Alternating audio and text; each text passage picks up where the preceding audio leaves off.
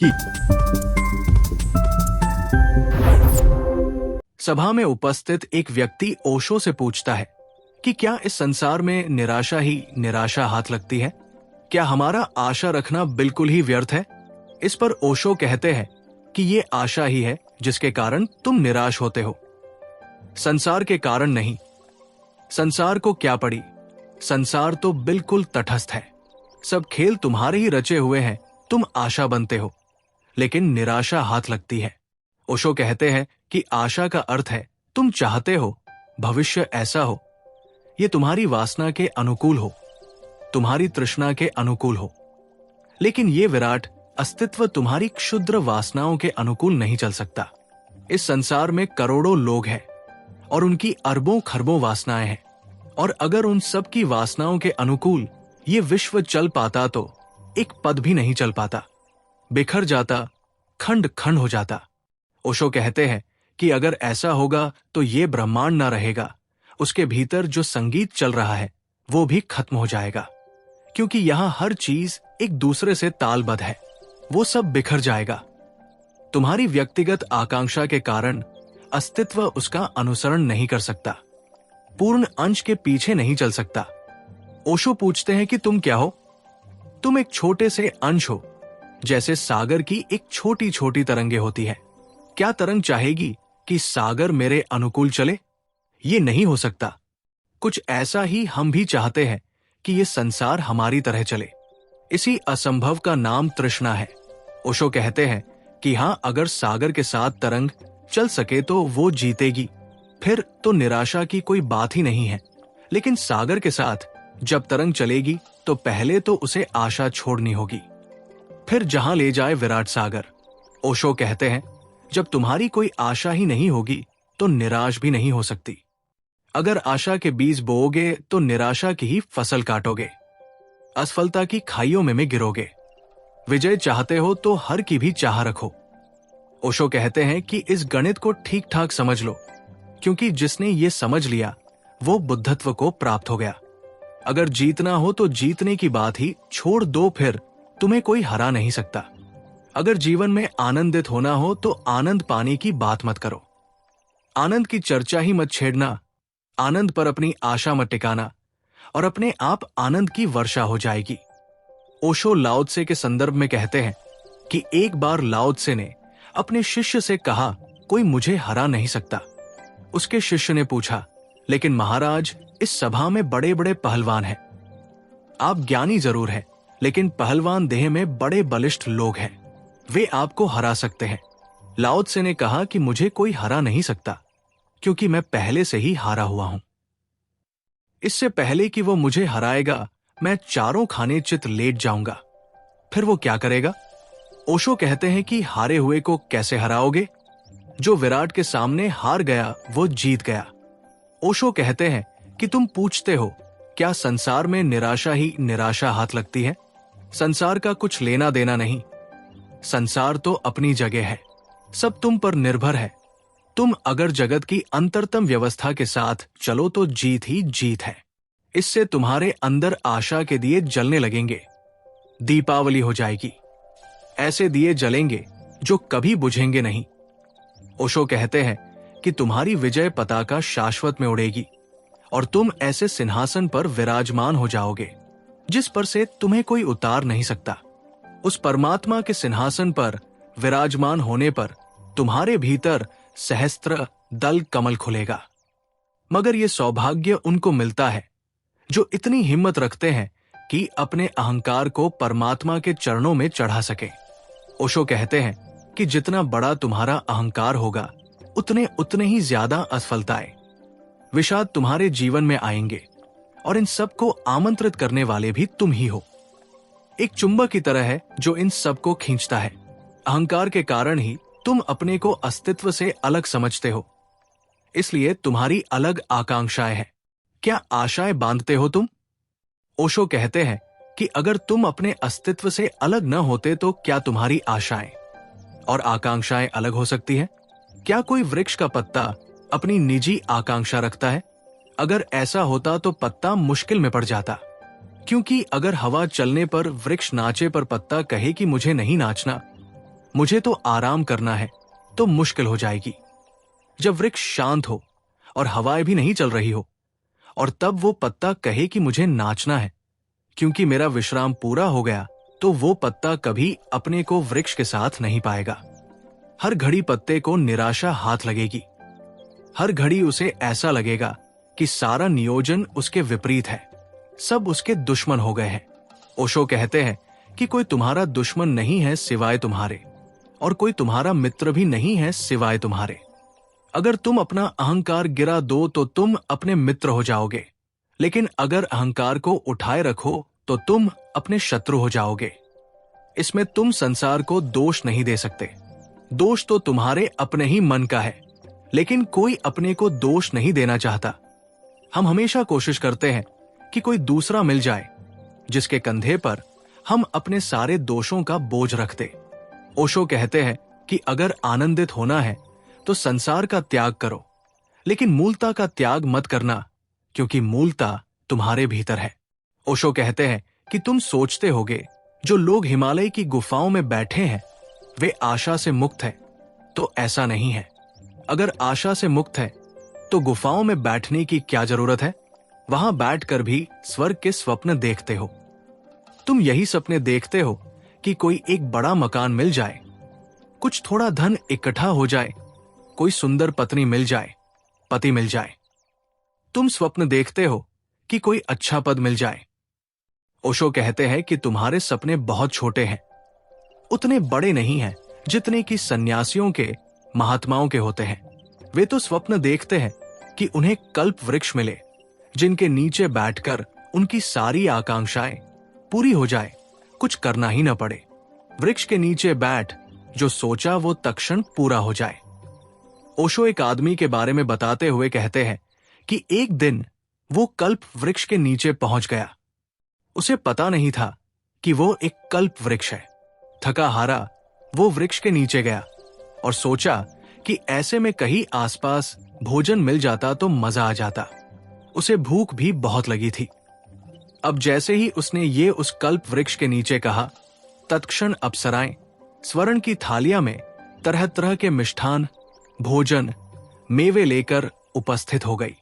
वो इतना भूखा था, उसने विचार भी नहीं किया कि ये तत्क्षण किस लोक से अप्सराएं आ गई। उसने सोचा हो सकता है कि ये उसके किसी जन्म के पुण्य का फल हो। जब भोजन करते करते देर हो गई तो स्वभावतः उसके मन में ख्याल उठा, कुछ लेटने को जगह होती, कुछ सुंदर तकिया होता तो विश्राम कर लेता। तभी एकदम एक सुंदर स्वर्ण सैया और सुंदर गद्दे उपस्थित हो गए। वो आराम से लेट गया और जब 3 घंटे बाद नींद खुली तो सोचा बड़ी प्यास लगी है, काश पीने के लिए पानी होता। गुलाब की सुगंध से भरा हुआ जल सामने प्रकट हो गया। ऐसा स्वादिष्ट जल उसने कभी पिया ना था। जल पीते पीते वो सोचने लगा कि ये हो क्या रहा है। पहले खाने की थालियां आई, सोने के लिए गद्दे आए, पानी भी आ गया, कहीं इस झाड़ में कोई भूत प्रेत तो नहीं। अब जैसे ही उसने ऐसा सोचा तभी भूत प्रेत प्रकट हो गए। कल्प वृक्ष तो कल्प वृक्ष, जो सोचोगे, जो चाहोगे वो हो जाएगा। चारों तरफ एकदम नंग धड़ंग भूत प्रेत नाचने लगे। वो बहुत घबराया और कहा कि अब तो मारे गए। भूत प्रेत उसकी छाती पर चढ़ बैठे, उसको खूब दबोचा, खूब पीटा, गर्दन दबा दी। जो सोचा वो हुआ। ओशो आगे कहते हैं कि ऐसी ही तुम्हारी कल्पनाएं हैं, बहुत छोटी। यही अंतर है महात्माओं और तुम्हारी कल्पनाओं में। उनकी कल्पनाएं तुमसे बड़ी है। तुम छोटी मोटी चीजों को पकड़ते हो और वे पकड़ते हैं शाश्वत को। वे स्वयं को समझते हैं। ओशो बताते हैं कि एक गांव में कंजूस रहता था, बहुत बड़ा कंजूस। उसको कहीं से पता चला कि पड़ोस के गांव में एक और भी बड़ा कंजूस रहता है। लोगों ने कहा कि तुम तो उसके आगे कुछ भी नहीं हो। यह सुन उसके दिल को बड़ी चोट लगी, अहंकार को बड़ा धक्का लगा। जब धीरे धीरे पड़ोस के गांव के कंजूस की ख्याति बहुत दूर दूर तक फैलने लगी तो इस कंजूस ने सोचा कि मैं भी जाकर मिलूं और देखूं कि ऐसा क्या है जो सभी उसकी महानता का गुणगान कर रहे हैं। तो उसने एक कागज लिया और उस कागज के ऊपर 2 स्वस्थ सुंदर खरगोशों के चित्र बनाए और उस चित्र को एक दलिया में लेकर पड़ोस के गांव में रवाना हो गया। उस गांव जाकर उसने जोर जोर से दरवाजे पर दस्तक दी। कंजूस का बेटा बाहर आया। उसने पूछा कि फला फला सज्जन कहाँ है, मैं उनसे मिलने आया हूं। बेटे ने कहा वे तो अभी बाहर गए हैं और 2-3 दिन तक शायद ही वापस आए, लेकिन मैं उनका बेटा हूं। कहिए क्या सेवा कर सकता हूं आपकी। उस कंजूस ने कहा कि मैं उनके लिए भेंट लाया था, और उसने डलिया में से उन सुंदर खरगोशों की तस्वीर निकाली और लड़के को देते हुए कहा कि ये मेरी भेंट उन्हें देना और कहना कि मैं उनसे मिलने आया था। मैं उनके पास के गांव में ही रहता हूं। बेटे ने कहा कि जब आप इतनी दूर से चलकर आए हैं तो कुछ भेंट हमारी तरफ से भी लेते जाएं। वो उन्हें भीतर ले गया और कहा कि डलिया खोले। कंजूस ने डलिया खोली तो उस लड़के ने अपने हाथ से हवा में आम का आकार बनाया और कहा कि ये आम लेते जाएं। ये हमारी भेंट है। अब आम तो थे नहीं, बस हवा में आम का आकार बनाया और उसकी झोली में डाल दिया। वो कंजूस अपने घर लौटा तो मन ही मन सोचता आया कि जैसा सुना था वैसा ही पाया। अरे मैं तो कम से कम कागज पर बनाकर ले गया था खरगोश, और उस लड़के ने तो एक कागज तक खर्च ना किया, बस हवा में ही आम बनाकर दे दिए। जब बेटा इतना कंजूस है तो बाप से तो ईश्वर ही बचाए। इधर दूसरे गांव से वापस घर लौटा बेटे ने सारी गाथा उसे सुनाई और उसने कहा कि वो आदमी ये 2 खरगोश भेंट दे गया है, और भेंट मैंने भी उसे खाली हाथ उसे जाने नहीं दिया। उसे मैंने कुछ आम भेंट दिए। लड़के ने पुनः आम की आकृति बनाई और कहा कि इस तरह मैंने उसकी दलिया में डाल दिए। बाप ने देखा तो अपने बेटे को जोर से एक चाटा मारा और कहा कि अरे उल्लू के पट्टे, जब मैं घर नहीं होता तब तू हमेशा काम बिगाड़ देता है। अरे नालायक, आखिर इतने बड़े बड़े आम देने की क्या जरूरत थी।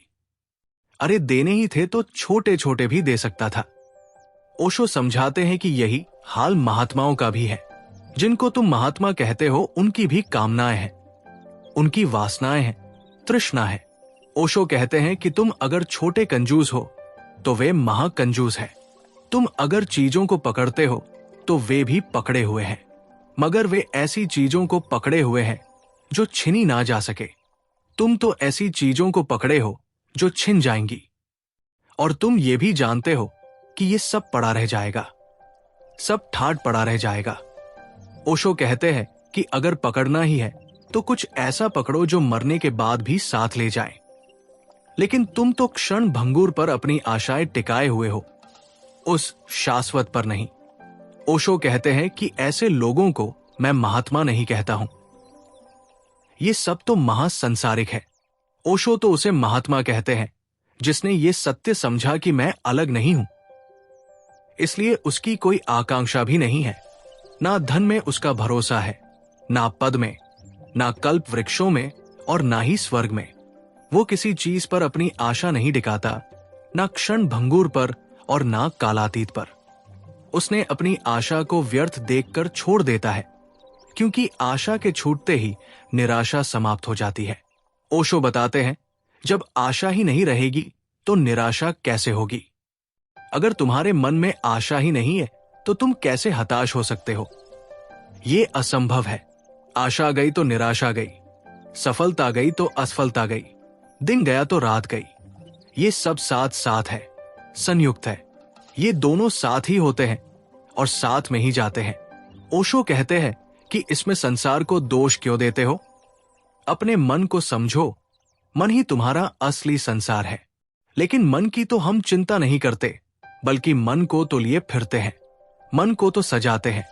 जिस संसार ने तुम्हारा कुछ भी नहीं बिगाड़ा, उस संसार को तुम गालियां देते हो। ये संसार जिसमें वृक्ष है, चांद तारे हैं, आकाश में सूरज और बादल है, इन्होंने तुम्हारा क्या बिगाड़ा है। ये जो उस विराट परमात्मा की लीला है, इसने तुम्हारा क्या बिगाड़ा है जो इसको गाली देते हो। तुम इसको कहते हो कि ये सब माया है, परंतु तुम्हारे भीतर जो माया का मूल स्रोत है, तुम्हारी कल्पनाओं का जाल है, तुम्हारी आकांक्षाओं और तृष्णाओं का अनंत फैलाव है, उसको तो तुम गटक के बैठे हो। ओशो कहते हैं कि इनको उगलो। यही भूल है। ओशो मनुष्य के मन को ही संसार कहते हैं।